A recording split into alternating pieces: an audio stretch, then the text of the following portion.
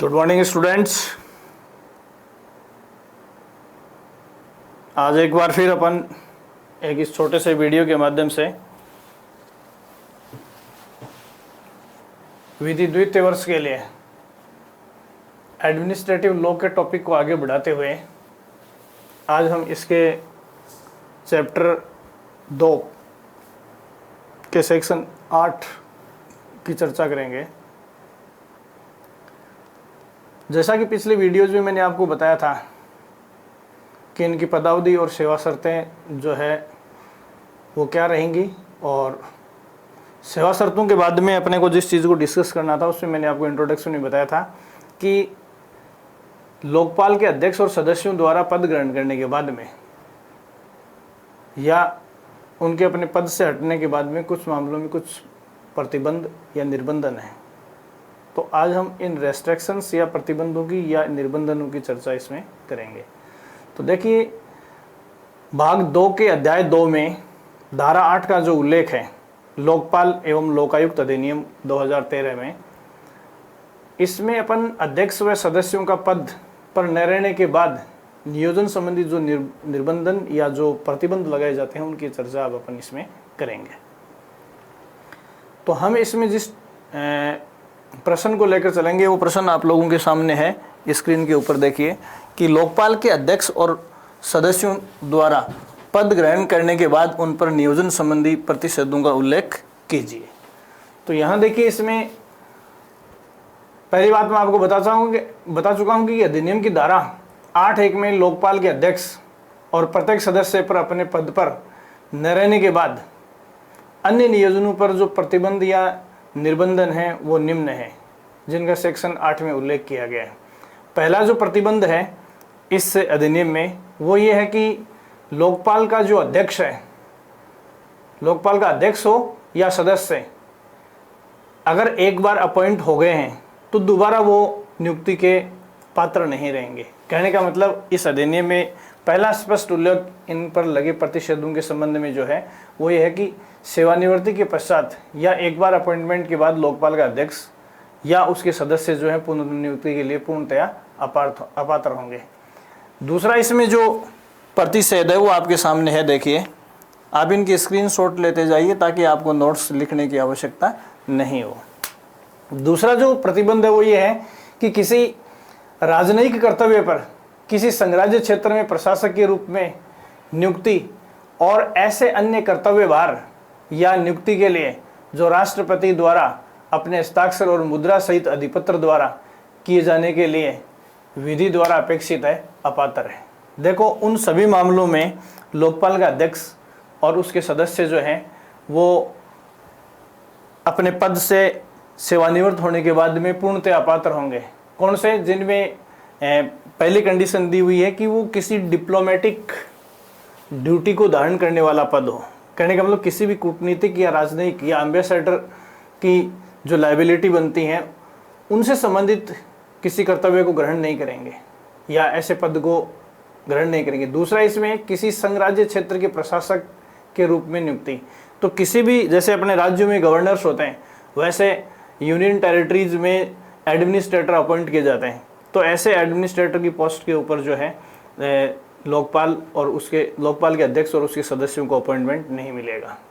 इसके अलावा ऐसे कर्तव्यों का भार या नियुक्ति के लिए जो राष्ट्रपति द्वारा हस्ताक्षर, कहने का मतलब राष्ट्रपति अपने सील और हस्ताक्षर के साथ वारंट जारी करके जिन पदाधिकारियों को अपॉइंट करता है उन सभी पदों के लिए लोकपाल का अध्यक्ष और उसके सदस्य जो है पूर्णतः अपात्र हो जाते हैं।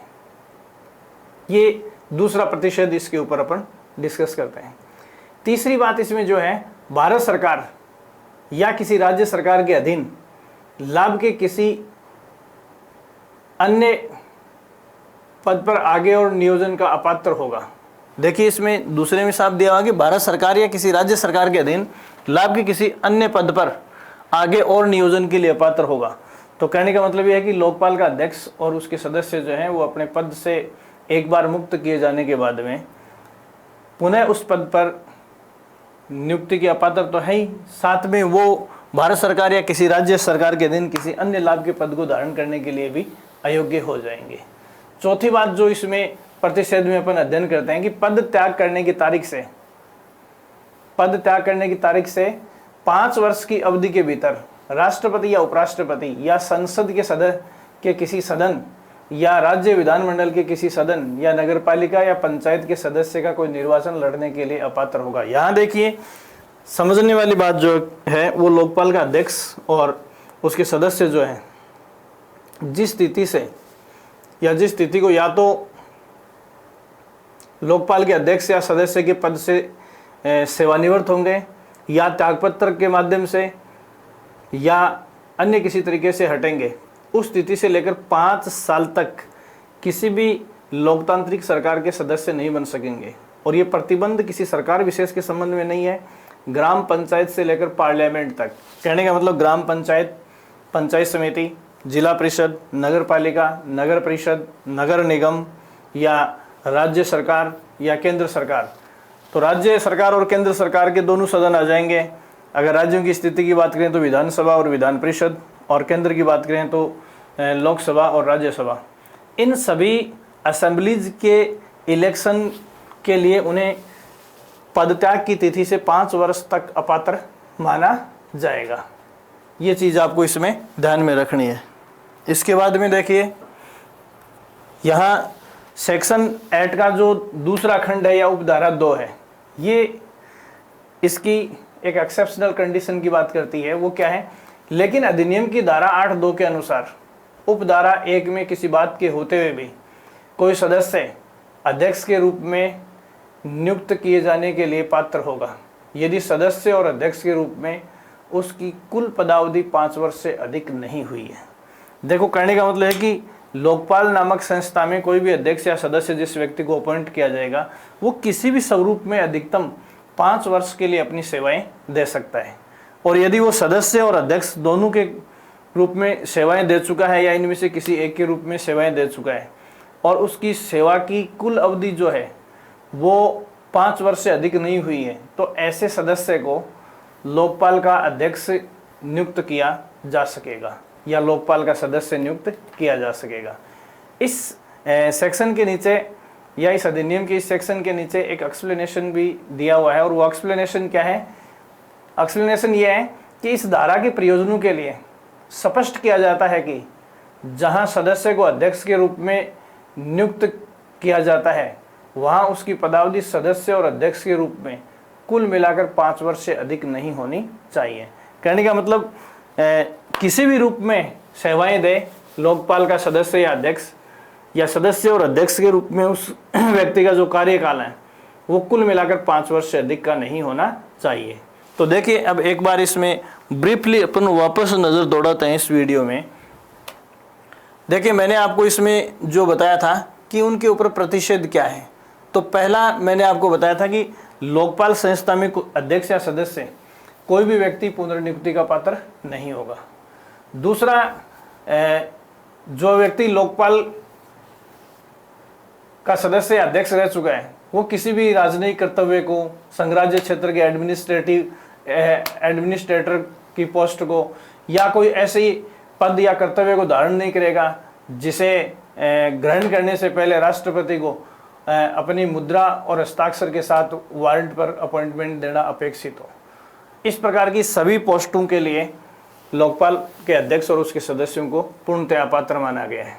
इसके अलावा केंद्र सरकार, राज्य सरकार, इनमें से किसी के अधीन भी किसी भी लाभ के पद पर नियोजन के लिए अपात्र हो जाता है यदि किसी व्यक्ति ने एक बार लोकपाल नामक संस्था में अपनी सेवाएं सदस्य या अध्यक्ष के रूप में दे दी है। इसके अलावा यदि ये अपने पद को त्यागते हैं तो पद त्यागने की तिथि से लेकर 5 वर्ष की अवधि तक राष्ट्रपति, उपराष्ट्रपति, लोकसभा, राज्यसभा, विधानसभा, विधान परिषद, नगर निगम, नगर परिषद, नगर पालिका, जिला परिषद, पंचायत समिति, ग्राम पंचायत, इन सभी संस्थाओं के इलेक्शन के लिए 5 वर्ष तक अपात्र माने जाते हैं। और पद त्याग की तिथि की 5 वर्ष की अवधि के अवसान के बाद में वो इनमें से किसी भी पोस्ट के लिए इलेक्शन लड़ने के लिए योग्य माने जाएंगे। दूसरी बात, सेक्शन 8 के खंड 2 में या उपधारा 2 में जो बात की गई है वो ये है कि यदि किसी व्यक्ति का इस संस्था में सदस्य और अध्यक्ष के बतौर यदि टोटल सेवा 5 वर्ष की नहीं हुई है तो ऐसी सिचुएशन में शेष अवधि के लिए उसे लोकपाल अध्यक्ष के पद पर नियुक्त किया जा सकता है। तो ये था इनकी लोकपाल संस्था में जो सदस्य और अध्यक्ष होते हैं उनके पुनर्नियोजन पर या लोकतांत्रिक सरकारों का प्रतिनिधित्व करने पर जो प्रतिबंध थे उनके बारे में। आज के इस वीडियो में इतना ही। Thank you so much.